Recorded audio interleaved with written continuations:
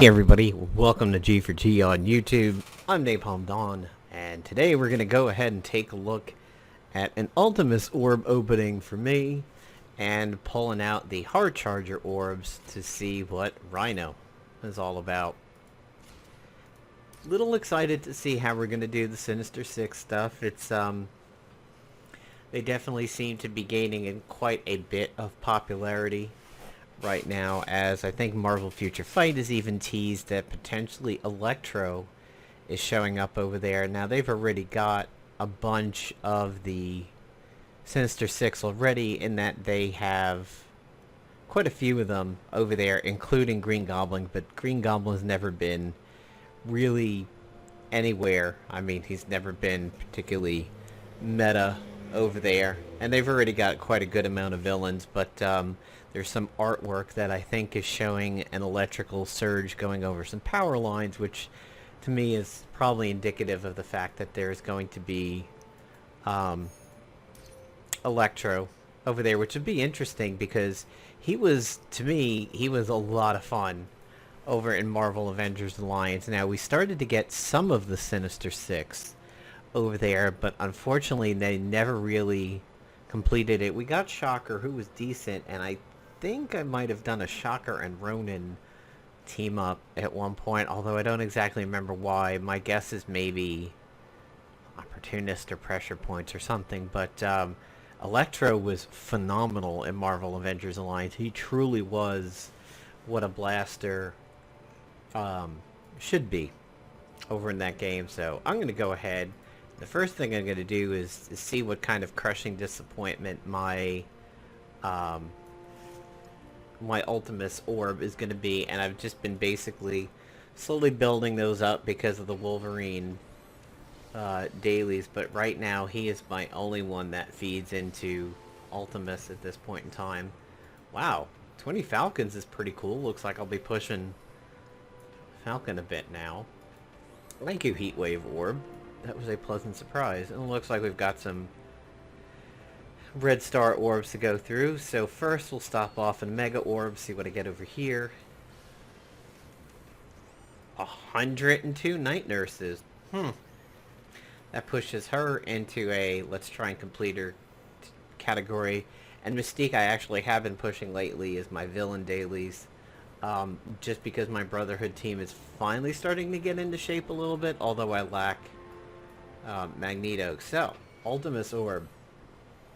You with a remainder of 350. Let's see what we get. Ooh. Okay. Obviously there's a ways to go to get Ultimus. I'm 25 out of 180, but pulling a 15 as a legendary is pretty cool. So 17 overall towards him.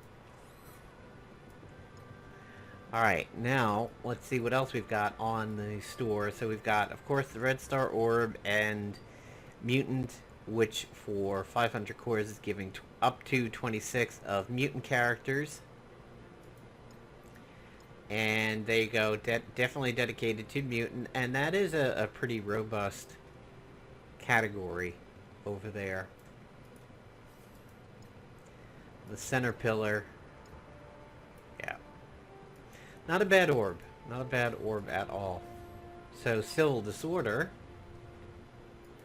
will give Rhino shards on the left and right pillar. And in the center, we have Rhino. All Rhino? Oh, there we go. So, decent amount of villain selection over here. And of course the Dark Sorcerers, which is handy for getting Phoenix. And the Hard Charger Orbs, which is what I'll be looking at over here. We should definitely be able to unlock them for this. So 6. Oh yeah, geez, he unlocks at 15. That's gonna definitely be overkill over there. Let's see if we can't get him to 2 stars. Wow, okay, super handy there to get a 40 pull.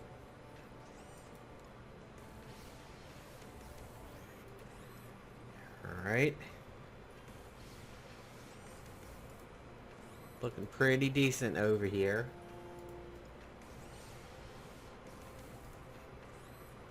Up to 74 total.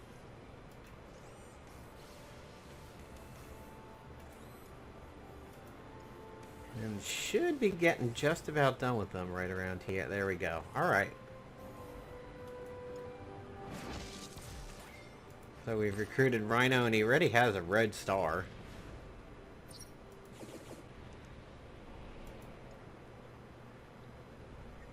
Let's rank him up.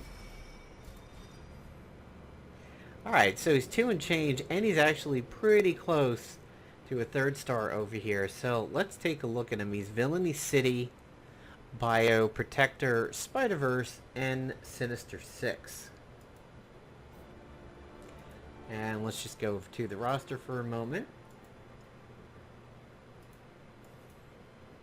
It'd be nice if you could start, like, double sorting your list, like Cosmic and Defender. Well, okay, so there's... it looks like maybe you can now.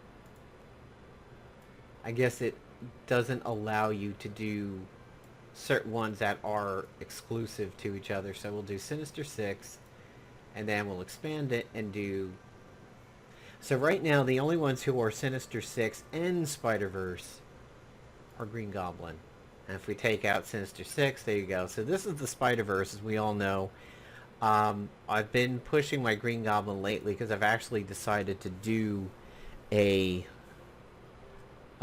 Spider-Verse team when it comes to Blitz. And they're all fairly clumped up. Spider-Man just recently took over my Carnage, who had been top. And I've been running them, let's see, Spider-Man's... Yeah, so the top 5, obviously, is what I've been doing here. Green Goblin is just... He was kind of nowhere with me for a little while, and I noticed I was getting close to a pretty good Spider team, so I actually just started, started wanting to push him a little bit. And so now we've got Rhino, who definitely counts as both. Interestingly enough, I mean, Green Goblin is very good against Nick Fury and S.H.I.E.L.D. teams, but I felt this team has needed a really solid protector for some time, and I kind of wish they gave that to Venom. I mean, he does have the Lethal Protector's story arc in the Marvel Comics, and I've always felt like... I mean, when you see the size of him in this, you kind of immediately think, oh, like, he could be. Carnage, wouldn't ever do that. Spider-Man, maybe in some realms in which, RPGs have evasion tanks. And, Spider-Man was actually somewhat protective in Marvel Avengers Alliance, but Miles and Carnage are never going to pull that in, and Green Goblin's never going to pull it in. So that pretty much by default means Venom is the only one who could potentially do it, but now if you wanted to, you can certainly take one of these guys out and put in Rhino and get the Spider-Verse team up over there and use him as a protector. I would say it maybe would be quite situational as to who you would take out. I would say on any given day, it'd probably be Miles. However, if you're not going up a particularly buff-heavy team, then maybe pull out Green Goblin. He does a surprising amount of damage considering how weak he is for the rest of my Spider-Verse team, especially this Goblin Strike. It's just pulling in quite a bit of damage, and the Fire and Brimstone is another one that pulls in a lot of damage, especially when you're getting the bonus attacks over here. And I really need to start spending some more of these yellow items over here. I really need to start spending those on people. It's just, I'm very fussy about what I drop them on. I like them to be more than just raw damage at the end of a tree. I like it more to be something that has a little bit of an extra effect on it. However, on somebody like Green Goblin, who just does a bucket of damage, that certainly is the way to go, is to drop orange mats on that. But anyway, let's take a look at Rhino. Big and strong and tough, the Rhino is a heavy hitter. Blinding him will only make him mad.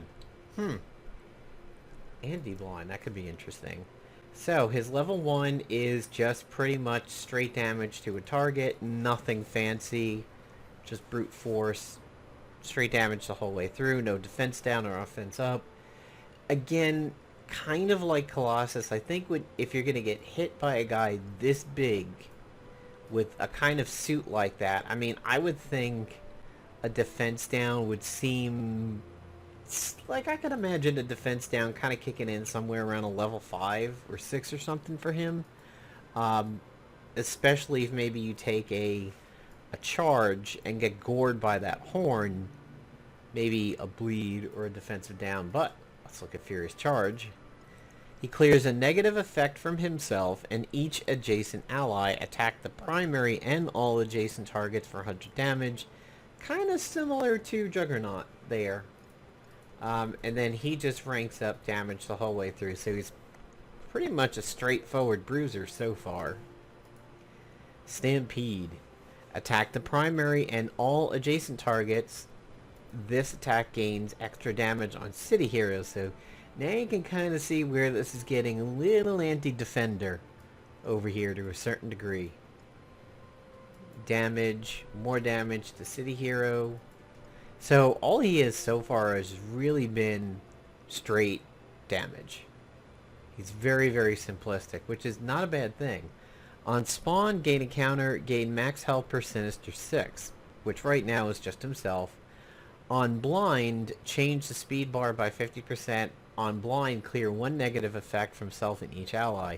So Mordos and the like are going to have a little bit of an issue here.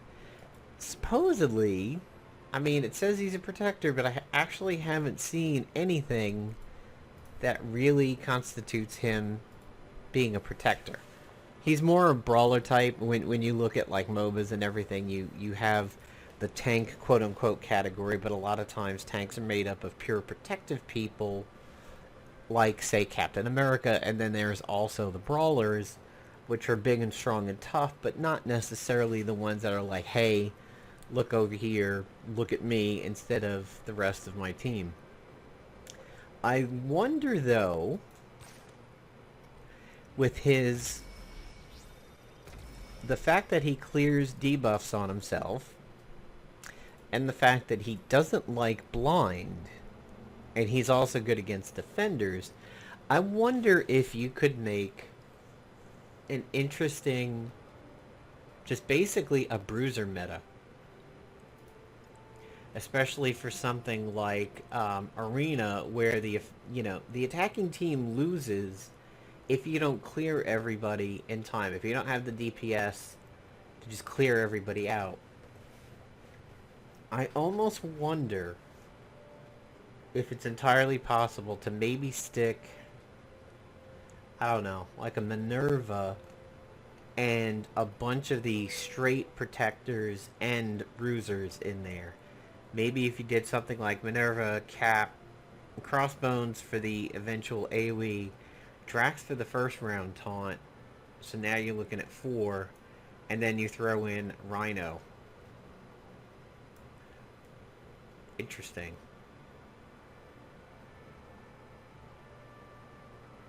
I'm just wondering, like, because Juggernaut is so highly resistant himself,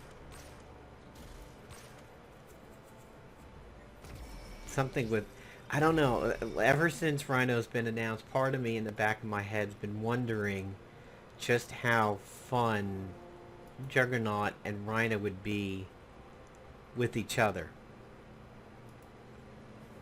Because unlike Juggernaut over here, Rhino doesn't actually do anything in terms of taunting, and once he's up there with this taunt defense up, plus immunity, plus death proof, and regeneration, I mean, even if you don't have Magneto, he's holding the fort down over there, and I just wonder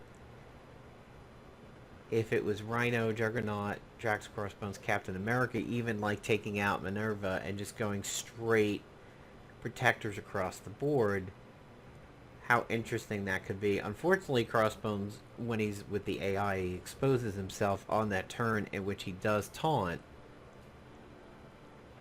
But if it lines up with Juggernaut and Juggernaut's taunt becomes unremovable, I don't know.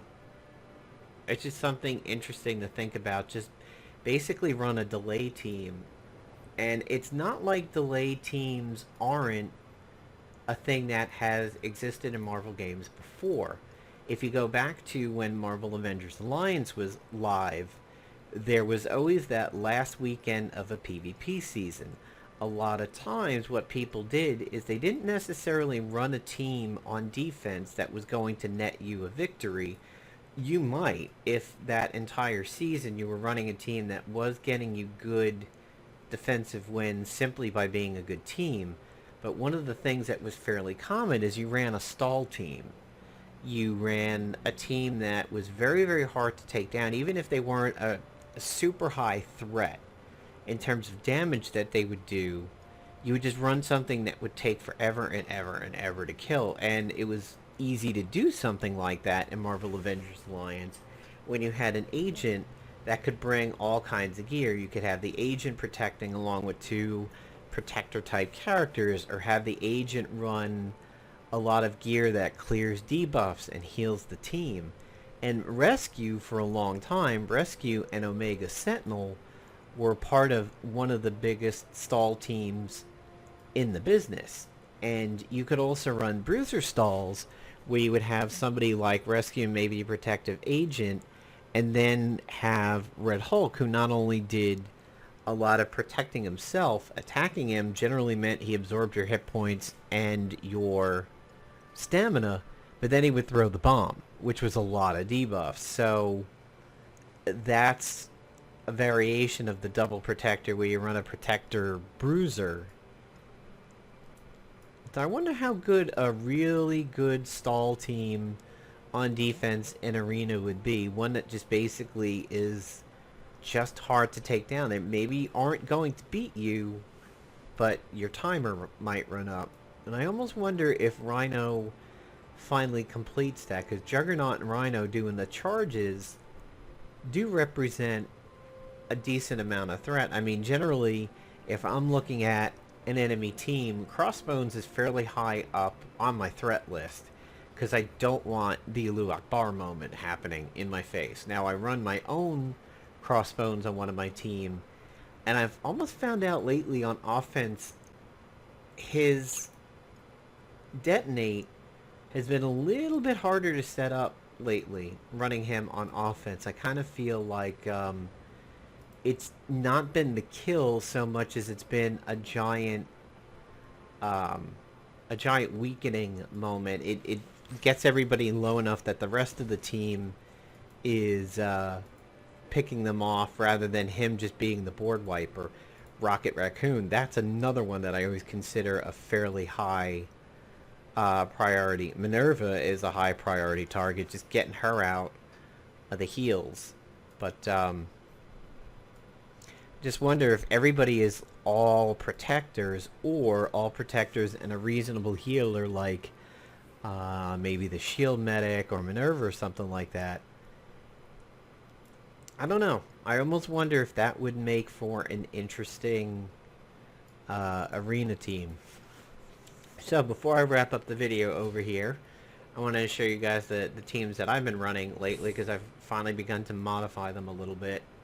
So my top tier team is still my I mean, look at that Black Widow. That's a hell of a red star pullover there. Meanwhile, Natasha's great friend Clint is just sitting there at a completely vanilla 6 stars. I'm really starting to feel bad for Hawkeye. He's left out of everything. He's left out of the Crystal Dynamics and Square game.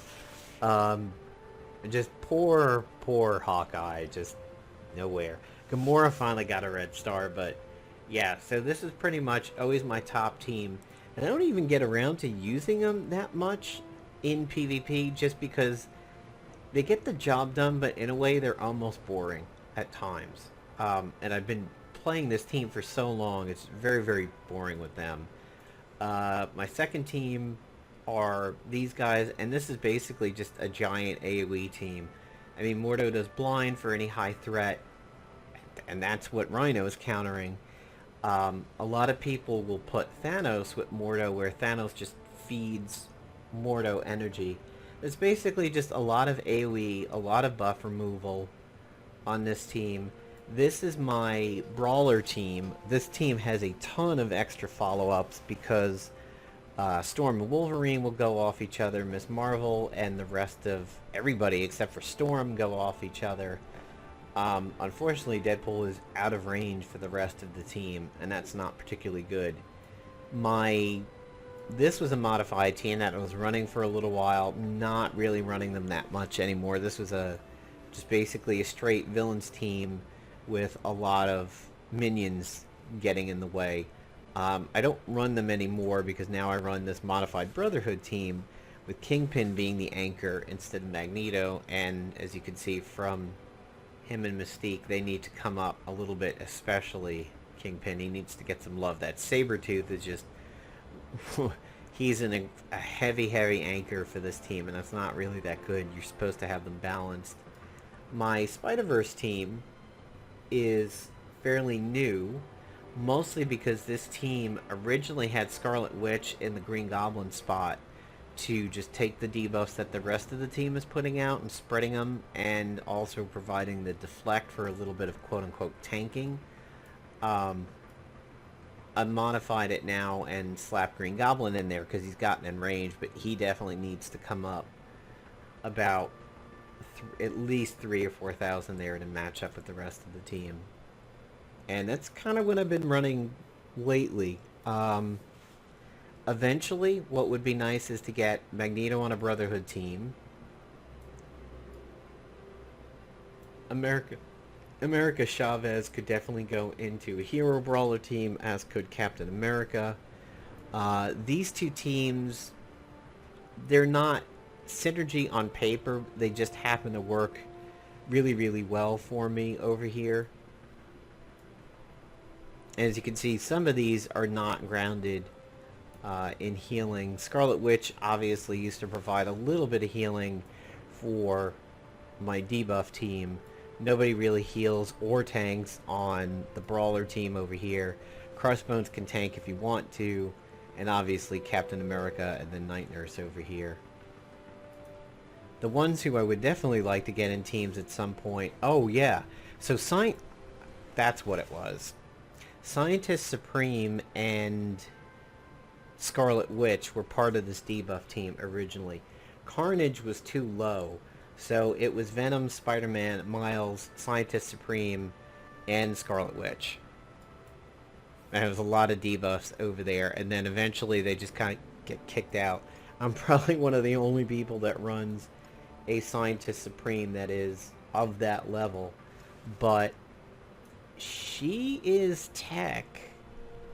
Possibly there could be a fun tech team out there. Now, I do have Groot, and Groot has gotten better. So there's the potential of doing a Guardians team, because I do have Star-Lord. There's a few teams out there that I definitely would like to work on. I just don't have them in place right now. I like to get Scarlet Witch back on the spot, and Loki. Poor Shield Medic used to anchor my teams a long time ago. She's definitely been thrown out. Thanos, I feel, should get on the team somewhere. My Groot is getting up there. Hulk's come out of kind of nowhere and does just way too much damage lately. I think it's very easy to sleep on the amount of damage that Hulk is doing. Decent Mantis, who I've been pushing a little bit lately. Captain Marvel, and then we start getting into the armors. War Machine, Iron Man, Falcon, Rescue, and maybe Vision. So yeah, there's a few things I wouldn't mind doing. I wouldn't mind trying to get a tech team going in there, anchored by Rocket, giving the rest of the tech team buffs. Alright, let's see. So, tech team. That top row is almost decent in and of itself.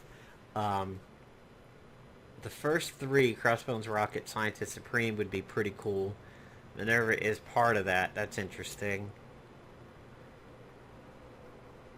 I feel like I would like a little bit more raw damage in there. Maybe drop the Boomer out, add Minerva in, and then Korath, Minerva, Scientist Supreme. That could be a somewhat fun team. And then you have War Machine, Iron Man, Vision, Rescue, Falcon. These 5 should be fairly decent. Poor Ant-Man and Wasp. There's my Star-Lord. My Shuri, poor Shuri sitting over there. Don't even have her unlocked yet. She's 4 red stars. And then, clearly, Ultron. So, there you go, guys. There is a look at Rhino. Of course, we've also got the Code Red Blitz milestone going on, which will give you Heatwave Orbs when with 5-star or higher, Pyro, Phoenix, Carnage, or Iron Man for max points. I do lack a team with Iron Man, but Carnage and Pyro are on teams. Phoenix, unfortunately, don't have unlocked.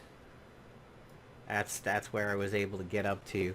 And, you know, it's the Hand Assassin. That's really the limiting factor over there. And unfortunately, I just don't have my Mystic campaign unlocked far enough. Or, excuse me, Nexus campaign unlocked far enough to get her. There was just like a certain point where I kind of stopped doing the PvE stuff. Okay, do we want to work well with these clicks over here?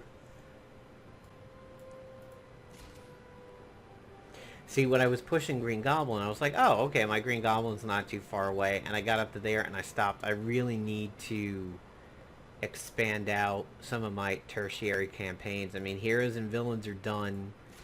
My Cosmic, my Nexus are definitely lacking. I think for the longest time I thought they were far too above the roster that I had, and my roster crept up, and I just never looked back at the campaign. So there you go, guys. There's what we've got going on in Marvel Strike Force right now. If you're a Marvel Avengers Alliance fan, Alpha 5, which was due out in the beginning of June around the time Dark Phoenix was coming out, has had some delays, but they're good delays. Goofy is essentially working on a bunch of different status systems in there, fixing, believe it or not, fixing Playdom's original code to make it more modular and easy to put in new statuses in the future. So what started as, hey, let's get some of these statuses working, was like, hey, I can kind of do this better and make it easy to add progression in the game in terms of new debuffs and buffs and everything. And that's something that I think Marvel Strike Force could actually make do with. They really haven't added new buffs and debuffs in a very long time. I mean, you've got straight heal, you've got a regeneration, you've got a resurrection, you have a debuff cleanse. I think, honestly, the only thing that they've added recently is a disrupted. Correct me if I'm wrong, I think that is the most recent thing that has been added to the game that was not part of the vanilla game. And that's great and all, but I think they actually need more hit point reducing debuffs. Especially when some of the ones that they have right now just don't fit. Like Green Goblin could definitely make use of poison as a debuff. Pyro should make use of a burning, but for like somebody like Pyro, they call it bleeding. Okay, I mean, if anything, flames cauterize bleeds, and they tend to stop bleeding, not create them. And he's flame-based. Like, how do you get bleeds out of fire? It just doesn't make the most amount of sense. But if there was a burning debuff that was reducing your hit points like a bleed, I think that would be good. But they don't have it. I mean, Scarlet Witch, you could be affected by Scarlet Witch, Loki, Mordo, Doctor Strange. Any one of those guys you can imagine doing some kind of a debuff to you that ticks away at your hit points that isn't necessarily a bleed. You know, somebody like Venom on his Maul, Venom, Sabretooth, Wolverine, all of those, it makes sense. Even Deadpool's level 1 with the swords and everything, I can imagine, bleeds working off of that. Yeah, see, the bleeds on a minion target, that makes sense, actually. We should get that bumped up a little bit. That certainly makes a lot of sense, but I feel there's some... Burning and poison are two things I think this game needs. Poison should go over to Green Goblin, and then burning needs to go to somebody like Pyro. And maybe even the hand just doing poison or something. So, anyway, I'm going to take off for now. You all have a wonderful end of the weekend. And if you were a fan of the speedruns, I hope you were able to catch some of Summer Games Done Quick. They raised over $3 million for Doctors Without Borders over here. And if you heard it just a little bit ago, my cat has told me it is time for dinner. So he's going to get fed, and I'm going to go feed my face too. So take care, everybody. Have a good one.